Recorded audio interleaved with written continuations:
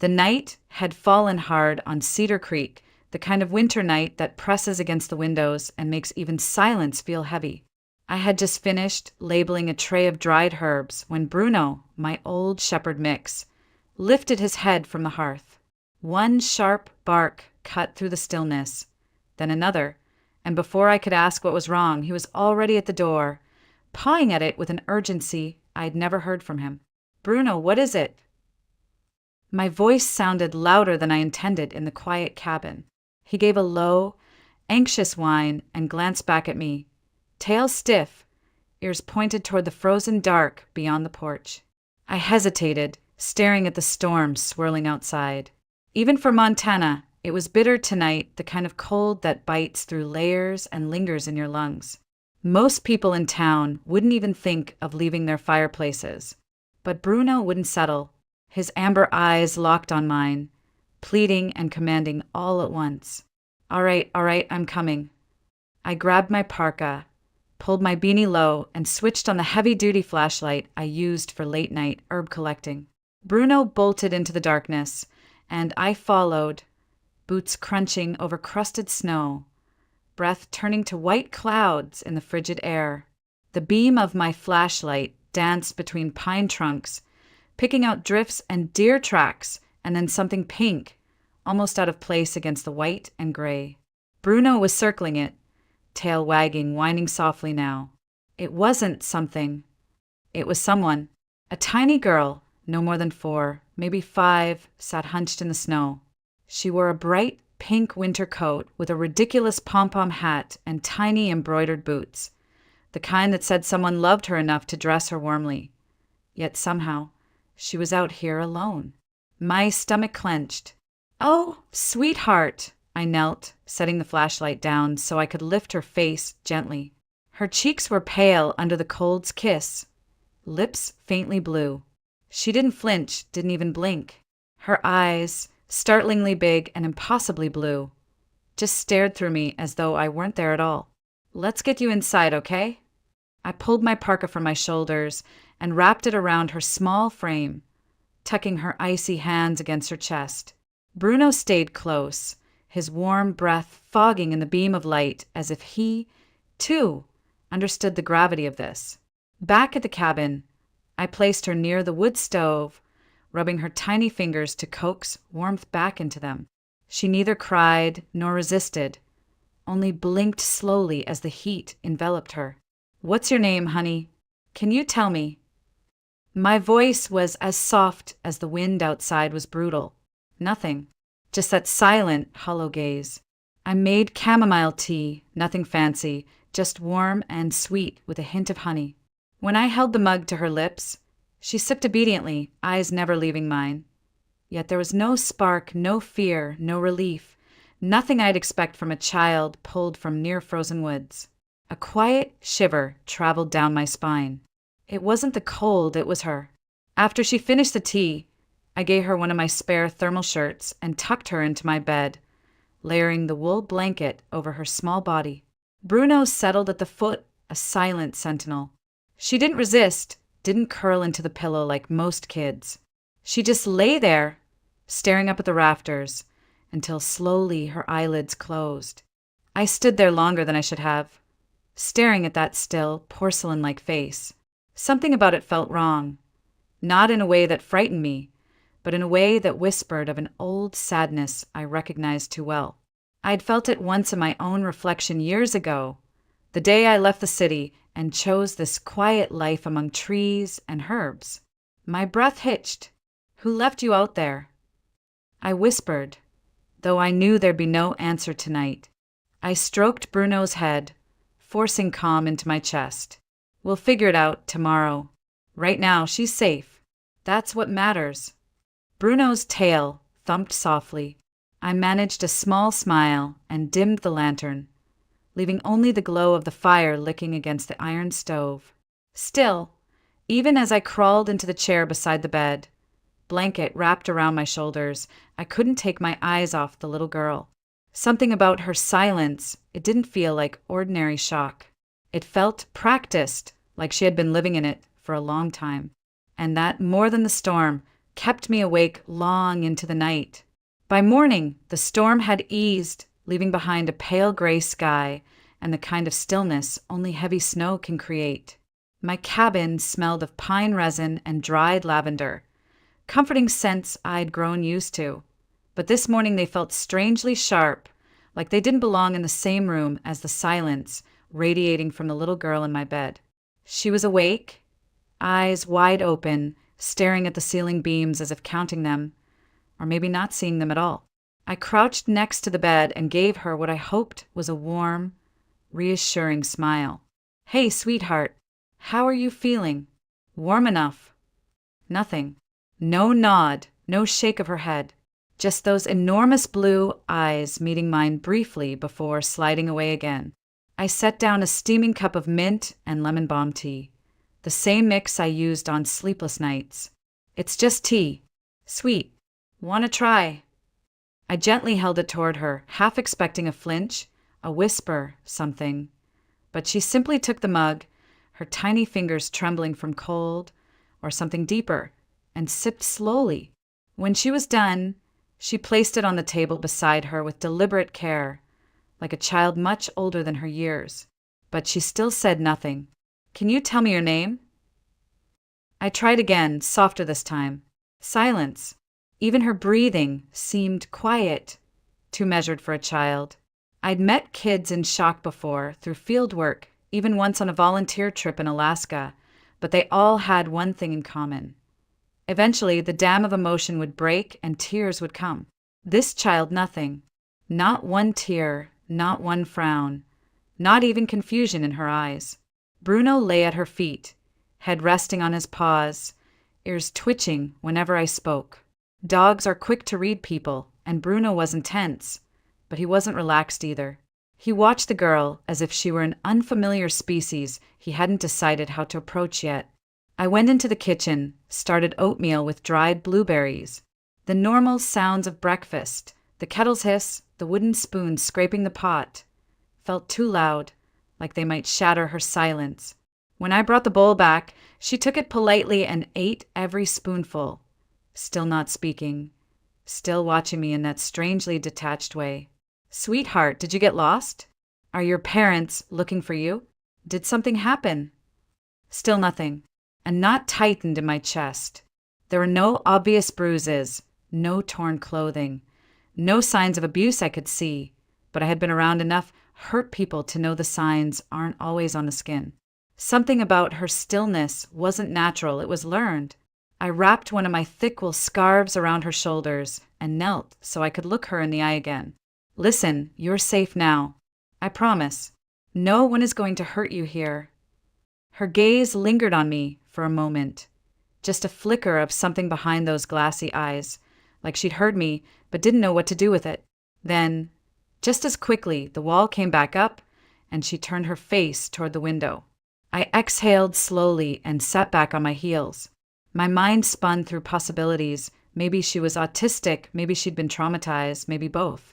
Whatever the case, she needed someone, and at that moment, that someone happened to be me. Bruno shifted, letting out a low chuff as if to agree. I reached out and stroked his fur, grounding myself in the warmth of his steady presence. "Okay," I murmured to no one in particular, one step at a time. "First, we get you safe. Then we figure out who's missing you." I tucked her in again and stood by the door, staring out into the snow-covered world. Somewhere out there was a reason why this little girl had been alone, silent, and freezing in the woods. And I had a sinking feeling I wasn't going to like the answer when it came. And yet a part of me already knew I wouldn't stop until I found it. The knock came just after dawn, sharp and frantic, rattling the thin window panes of my cabin.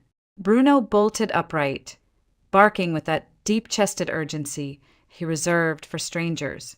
I froze for half a second, heart thudding, before I pulled on my coat and cracked the door open. A man stood on my porch, breath steaming in the icy morning air, a girl of about 11 clinging to his sleeve.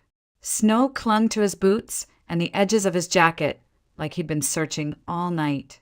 His face, drawn, pale, eyes raw from the cold and lack of sleep, was enough to tell me why he was here even before he spoke. Please, his voice cracked. We're looking for a child. My daughter. Have you seen a little girl? Pink coat, pom-pom hat. Bruno barked again, but I held up a hand to quiet him. She's inside. She's safe. The man exhaled like someone who'd been holding his breath for hours. He stumbled past me into the cabin without hesitation, pulling off his gloves with shaking hands. The older girl followed, her eyes darting around my small space before settling on the figure still curled under the blanket on my bed. "Milana!" he whispered, voice breaking on the name as he rushed to her side. He scooped her up in his arms, holding her so tight I could hear the fabric of her coat squeak. "Oh, thank God, thank God." The little girl, Milana, didn't resist. She didn't even return his embrace.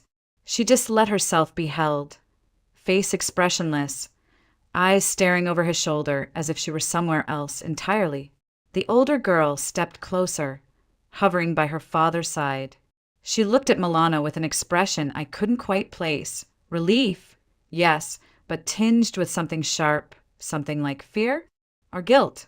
Her small hands fidgeted with the hem of her jacket, twisting it over and over. "I found her last night," I said softly, not wanting to intrude but feeling I should explain. "She was near the old logging road, sitting in the snow. If Bruno hadn't pulled me out there," I shook my head, "she wouldn't have lasted much longer." The man turned, eyes glassy. "I don't even know how to thank you. I was terrified we'd lost her for good. My name's Fedor Brooks. This is my older daughter, Sophie." Sophie glanced up, muttered a quiet hi without meeting my eyes, then looked quickly back at Milana. "She hasn't spoken a word since I brought her in," I said gently, watching as he adjusted Milana on his hip. "Does she usually?" He gave a weary, sad smile. "Milana doesn't talk much. She has some developmental challenges. Doesn't really react like other kids. But she's ours and we love her. When she disappeared last night," his voice trailed off, too choked to finish. Sophie shifted again, hugging herself. For a split second, I caught her eyes, and there was something there, guilt, raw and heavy, but she looked away before I could read more. "Where's her mother?" I asked, mostly to fill the silence. "At home," Fedor said quickly, adjusting Milana's hat. "Anna, my wife. She's with the police, coordinating the search. She'll be relieved. God, she's going to be so relieved."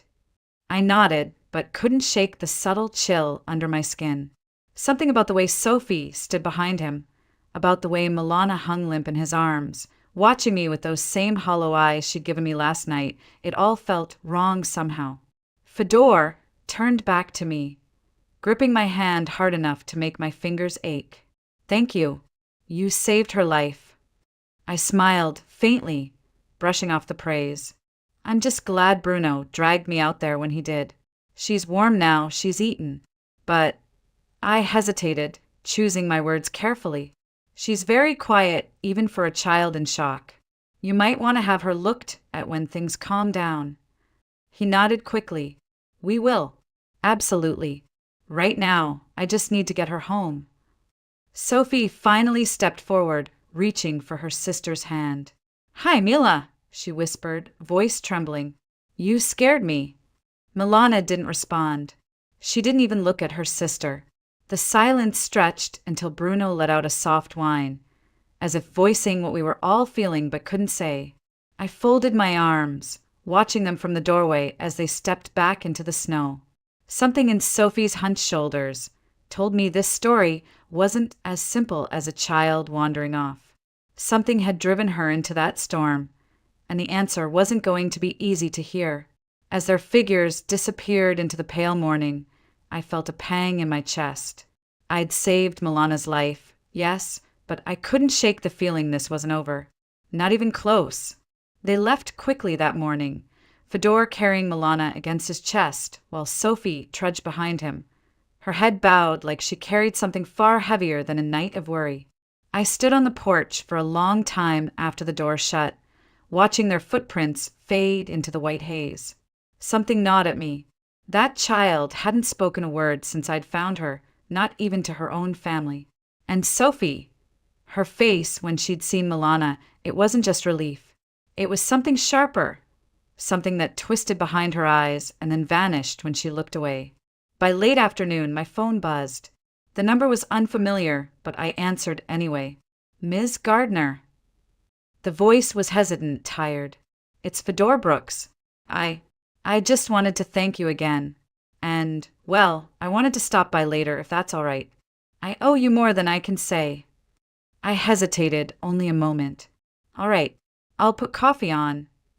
When they arrived, Fedor looked better, less frantic, but still worn down. Sophie followed, clutching the strap of her backpack as if it were a lifeline. Milana was at home, he explained. His wife, Anna, had insisted on staying with her. Anna's still shaken, he said, sitting at my kitchen table. She thought we'd lost Milana forever. He rubbed his hands over his face, sighing. She gets anxious about Milana. Always has. I poured him coffee and set a cup of chamomile in front of Sophie, who offered me a faint, polite nod. Milana has a condition, Fedor continued, his voice heavy. They call it a developmental disorder. But honestly, even the doctors don't fully know what's wrong. She's quiet, doesn't engage much, and, well, she's just different. Anna says it's our job to protect her no matter what. I nodded, listening carefully. His words were calm, but there was a current beneath them, a tension he probably didn't even hear himself. And Sophie? I asked, glancing toward the girl, who was staring down at her tea, shoulders tense. He smiled, but it was sad and brief. Sophie's a good kid. Smart, independent, sometimes too independent. She's from my first marriage. My wife, Elena, passed away when Sophie was just a toddler. For a long time, it was just me and her. His voice softened. Then I met Anna and she brought stability, I guess. She loves Milana fiercely. Always has. But Sophie, his words trailed off unfinished, and I saw Sophie stiffen, slightly at the sound of her name. You love both your daughters, I said gently. Of course I do. He said it quickly, almost defensively, like someone trying to convince himself. But Sophie's older now, and Anna thinks she should handle more responsibility, chores, homework, even looking after Milana sometimes. It's been an adjustment. I studied Sophie for a moment. She was tracing her finger along the rim of her teacup, her face blank, but her jaw tight. I knew that look. I'd seen it in mirrors once upon a time, back when I'd been the one standing on the edges of someone else's life, feeling unseen and unheard. What happened last night, Fedor? I asked finally. Kids don't just wander into the woods alone in a storm. Did Milana slip out on her own? He hesitated, fingers tightening around his coffee cup. We don't know. Anna was with her. I was finishing up work on the farm. Sophie was upstairs. 1 minute, she was playing quietly, the next gone. Anna blamed herself, of course. But I don't know Elise. Sometimes I wonder if Milana even understands danger the way other kids do. She just drifts. Sophie suddenly looked up at him, something sharp flashing in her eyes, but she didn't speak. Bruno patted over and nudged her leg gently, earning a faint smile before her face closed up again. Thank you for telling me, I said quietly. I'm just glad she's safe. Fedor nodded, grateful, but his eyes were distant. I wondered if he even noticed the way Sophie sat stiffly, how her fingers twisted the strap of her bag until her knuckles whitened. When they left, the house felt heavier, as if their problems had seeped into my walls and settled like dust. I leaned against the doorframe, thinking of Milana's vacant stare and Sophie's averted eyes. Something was wrong in that household, not the kind of wrong you could see on the surface, but the kind that builds quietly, silently until one night a child ends up alone in the freezing woods and no one really knows why. I pulled my shawl tighter around my shoulders and whispered to Bruno, "This isn't the end of it, is it?" He rested his chin on my knee, looking at me with eyes too wise for a dog, and I knew my instincts were right. This wasn't over. Not by a long shot. It was the next day when Sophie came back to my cabin. She didn't knock, just stood outside until Bruno barked and I opened the door. Her face was pale, and she clutched the same backpack from yesterday, holding it like a shield. "Hi." Her voice was soft, almost uncertain. "Dad's in town. I wanted to talk." I motioned her in, keeping my tone light. "Of course. Come in, warm up." She perched on the edge of the chair near the fireplace, her hands twisting together. Bruno wandered over, nudged her arm with his nose, and she gave him a shaky smile before looking down at the floor. For a long moment, neither of us spoke. Then she whispered, "You're probably wondering how Milana ended up in the woods." I nodded slowly. I figured there was more to it than her just wandering off. Sophie's eyes filled with tears. She seemed determined not to let fall. "It's my fault," she said finally, her voice breaking. "I took her out there. I left her." The words hit like a cold wind. "You left her." She nodded, covering her face with her hands. "I didn't mean for her to get hurt. Her voice cracked again. "I just wanted Dad to notice me. He never does anymore. It's all about Milana, her therapy, her special diet, her appointments. Every time I try to talk to him, he says he's busy. And Anna, she doesn't even like me. She says I'm clumsy, that I don't help enough." She pulled her hands down, and her eyes, wet and red, locked onto mine. "Last night she yelled at me because I ripped my jacket sleeve on the fence. She said I was useless, that I cost them money they didn't have. And Dad, he didn't say anything. He just looked at Milana like she was made of glass, like she was the only one worth worrying about. So I thought if Milana was gone for a little while, maybe he'd care about me again." My chest tightened. I'd seen this before. Children acting out, not because they're bad, but because they're drowning in pain no one sees. "What were you planning, Sophie?" I asked softly. "I just wanted to scare them a little. I thought I'd bring her back once everyone freaked out. But when I put her down in the woods, she just stood there. Didn't cry, didn't move, didn't even look scared. I told her to stay, and she just did, like she didn't care what happened to her. And then I ran home." Her breath came fast, ragged. "By the time I got back, everyone was looking for her, and I couldn't say anything. I was too scared. I thought if they found out, they'd hate me forever." She dropped her gaze again, shoulders shaking. Bruno rested his head on her knee, and she absently stroked his fur, tears finally sliding down her cheeks. I crouched beside her, placing a gentle hand on her arm. "Sophie, look at me." She hesitated, then lifted her tear-streaked face. "You made a mistake, a serious one, but it came from pain, not from hate. You wanted someone to see you, to care about you. That doesn't make you evil. It makes you human and hurting." Her lip trembled. "Do you think Dad will forgive me?" I thought about Fedor, about the way his eyes had filled with tears when he'd held Milana, and the way he'd spoken about Sophie with that quick, defensive tone. "I think your dad loves you, Sophie. He's just lost in everything that's happening with Milana. Sometimes adults forget that older kids still need them just as much as the little ones do." Sophie sniffled. "Anna won't forgive me." "Maybe not at first," I admitted. "But this isn't about Anna right now. It's about you and your dad, and about making sure something like this never happens again." She wiped her face with the back of her hand. "What if Milana had died?" I took a slow breath. "Then you'd be carrying that for the rest of your life. But she didn't die. She's safe because you told me the truth now. That means we have a chance to fix things before it's too late." Sophie hugged her backpack to her chest like it could shield her from the weight of her choices. "Do you think you could come with me? When I tell Dad, I don't think I can do it alone." I hesitated. This wasn't my family, and I'd already done more than most strangers would. But something in Sophie's eyes, the same hollow ache I'd seen in Milana's, made it impossible to say no. "Yes," I said. "I'll go with you." She gave a tiny, shaky nod, relief washing over her face like a fragile sunrise. As she stood to leave, Bruno trotted alongside, tail wagging. For once, Sophie smiled without forcing it. Watching her walk out into the crisp air, I felt that familiar pull in my chest, the one that had brought me out here in the first place, to heal my own wounds in solitude. Except now, for the first time in a long time, I wondered if maybe solitude wasn't the only way to heal. Because sometimes what we run from has a way of finding us again, only this time in someone else's pain. And when it does, we have to decide, keep running or finally stop and help carry it.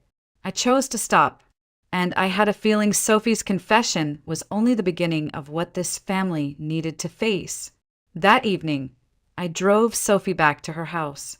She sat quietly in the passenger seat, fingers clasped tight, as if holding on to her courage before it slipped away. The Brooks home sat at the edge of a snow-covered field, a modest farmhouse with lights glowing warm behind frosted windows. From the outside, it looked like a picture of stability, but I already knew appearances lied. Fedor met us at the door, surprise flickering across his tired face when he saw me. "Elise, is everything all right?" Sophie froze at my side. I placed a gentle hand on her shoulder. "She has something to tell you, and I think you need to hear it." He frowned slightly but nodded, stepping aside to let us in. The scent of stew lingered in the kitchen, comforting in a way, but tension hummed beneath it. Anna sat at the table, scrolling through her phone, her eyes darting up briefly before settling back on the screen. Sophie stood in the doorway, shoulders trembling. "Dad, I'm the reason Milana was in the woods." The words tumbled out in a whisper, barely audible, but they seemed to shatter the air around us. Fedor blinked, his mouth opening slightly as if unsure he'd heard her right. "Sophie, what are you saying?" She gripped her hands together, so tight her knuckles whitened. "I took her out there. I just wanted you to notice me again. I wanted you to care about me like before. But I didn't mean for her to get hurt, I swear. I'm so sorry, Dad." Anna's head snapped up, eyes narrowing. "You did what?" Her voice was sharp enough to cut. "Do you have any idea?" "Anna," I interrupted gently but firmly, stepping slightly forward. "This is about listening, not punishing." She came forward because she's scared and hurting, not because she wants to make excuses. Anna's jaw tightened, but she fell silent. Fedor turned to his daughter, his face pale. "Sophie!" He crouched so he was eye level with her, his hands trembling as they reached for hers. "Why didn't you say something sooner?" Tears spilled down Sophie's cheeks. "Because I thought you'd hate me. You only care about Milana now. I feel like I don't even exist anymore." The room went silent except for Sophie's quiet sobs. Fedor closed his eyes, pain flashing across his face. "Oh God, Sophie, I never meant to make you feel that way. When your mom died, I promised I'd always protect you. But I failed. I thought giving Milana what she needed was enough. But I didn't see how much it was taking from you." Anna shifted uncomfortably, crossing her arms. "We did what we had to do. Milana needs special care, and so does Sophie," I said softly. "Just because she's older doesn't mean she stopped needing her father's attention." Fedor looked at his eldest daughter with tears welling in his eyes. "I'm so sorry, Sophie. I should have been there for you." He pulled her into his arms, and this time she clung to him like she hadn't in years. Anna stood, pacing slightly, her voice rising. "So what now? Are we supposed to just forget she abandoned Milana in the woods?" "No," I said calmly, "but you can choose to see why it happened and fix it before something worse happens next time. Kids act out when they feel invisible. Sophie wasn't trying to hurt Milana. She was crying for help the only way she knew how." Anna's lips pressed into a thin line. For a moment, I thought she would argue, but instead, she sat back down, exhaling heavily. That night, after Sophie had gone upstairs, Fedor and I sat at the kitchen table. The weight of everything settled between us. Heavy but not hopeless. He rubbed his hands over his face. "I don't know how to fix this. Anna and Sophie have been clashing for months, and I thought it was just growing pains. I didn't see how deep it went. Start by listening, I said gently, and by making time for Sophie. She doesn't want to replace Milana. She just wants to know she still matters to you. He nodded slowly, his shoulders slumping. You sound like you've lived this before. I hesitated, then smiled faintly. I know what it's like to feel invisible in your own home. I know what happens when no one listens. My gaze drifted toward the window, where snowflakes floated silently under the porch light. And I know how far people will go to feel seen again. Fedor leaned back, exhaling sharply. You've already done more for my family than I can thank you for. I didn't do this for thanks, I said quietly. I did it because Sophie trusted me enough to tell the truth. Don't waste that trust. He looked at me, then a long, searching look that said more than words could. Finally, he nodded. I won't. When I left that night, Bruno trotting at my side, I glanced back at the farmhouse. The light in Sophie's room glowed faintly, and I hoped, just maybe, that something had shifted. But deep down, I knew healing wouldn't come overnight. It would take time, forgiveness, and effort from everyone, especially Anna, who seemed unwilling to let go of her rigid grip on control. Still, I had seen something tonight I hadn't expected. A crack in the wall they'd all built between each other. And sometimes that's all it takes for the light to get in. Driving home through the quiet snow, I felt the weight in my own chest ease. Maybe this wasn't just their healing. Maybe it was mine too. 2 days later, I returned to the Brooks house. Fedor had called, asking if I could stop by. His voice over the phone had carried a weight that made me say yes without hesitation. When I arrived, Sophie was sitting on the porch steps, her knees tucked to her chest. She looked up when I approached, her eyes still red but calmer than before. Hi, Elise, she said softly. I sat beside her, pulling my coat tighter against the chill. Hi, sweetheart. How are you holding up? She shrugged. Dad's been trying. He spent yesterday helping me with homework. We even made pancakes this morning. A small smile appeared and disappeared almost immediately. But Anna's mad. She doesn't really talk to me right now. That's hard, I admitted. Sometimes grown-ups don't handle hurt the right way. But it doesn't mean it will always stay this way. Her voice trembled. Do you think she'll ever like me? I turned toward her, meeting her worried eyes. Sophie, sometimes people's hearts take longer to open, especially when they feel protective of someone. But this isn't your fault alone. Adults make mistakes too. We sat in silence for a while until Fedor stepped outside. His face looked older, lined with fatigue, but his eyes softened when he saw Sophie. We're trying something new tonight, he said gently, looking at me. A family meeting. I thought maybe you could stay, Elise. You seem to know how to calm things down. Inside, Anna sat stiffly at the table, her arms folded. The tension was thick enough to touch.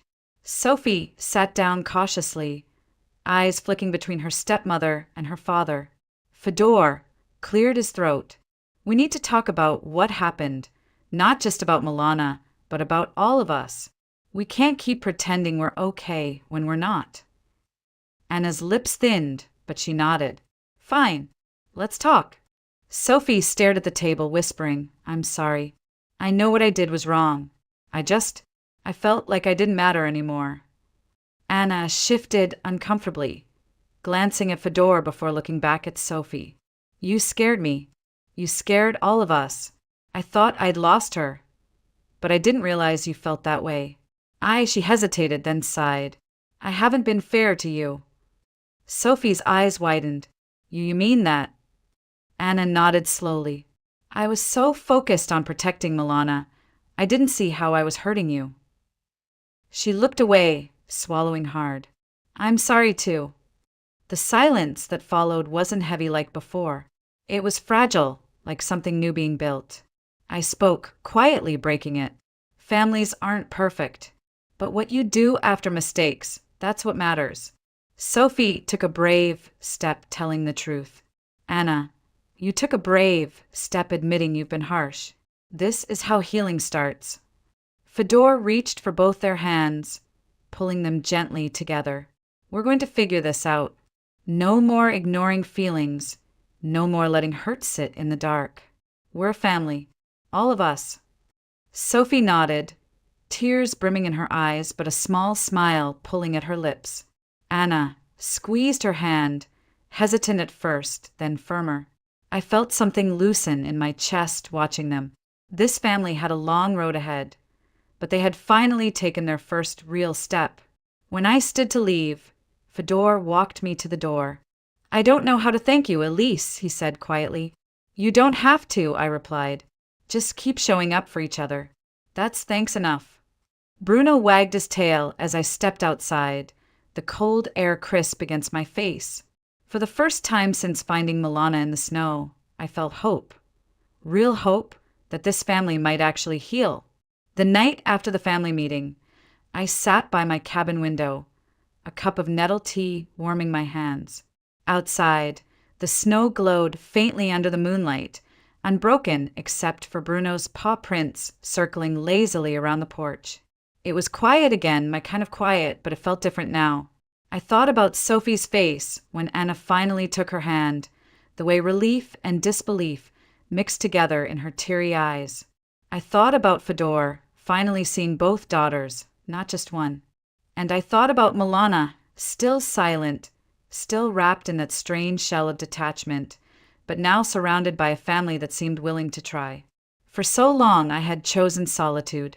I told myself it was for peace, for focus, for healing.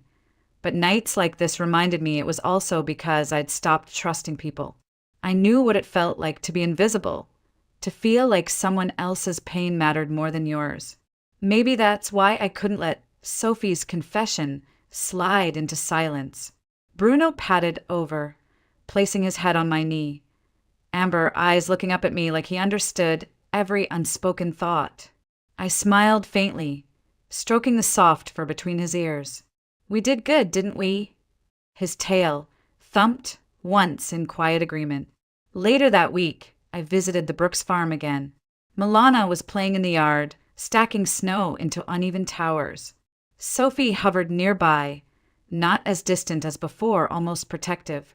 When she saw me, she ran over, cheeks flushed from the cold. Guess what? She said, a shy grin breaking across her face. Dad signed me up for art classes in town. He said he wants to see what I like, not just what needs doing. I grinned back. That's wonderful, Sophie. How does it feel? She looked down at her boots, then back at me, her eyes bright, like he sees me again. Anna appeared in the doorway, waving. Her expression was softer, less guarded. Come in for coffee, Elise. It's cold out here. Inside, the air felt lighter somehow, as if someone had opened a window in a long-closed room. Fedor thanked me again, though I told him I hadn't done much. In truth, I had only listened, and sometimes that's all people need to find their own way back. When I left, Sophie hugged me, awkward but earnest. Milana stood by the door watching. For a second, our eyes met, and I thought I saw something there, a flicker, tiny and fleeting but real. It wasn't a smile, not exactly, but it was something new. Driving home, I realized something I hadn't let myself believe in years. Solitude had healed me, yes, but connection was what kept me whole. Back at the cabin, I opened my old research journal. On the last page, where I normally wrote notes about soil quality and plant compounds, I scribbled something different.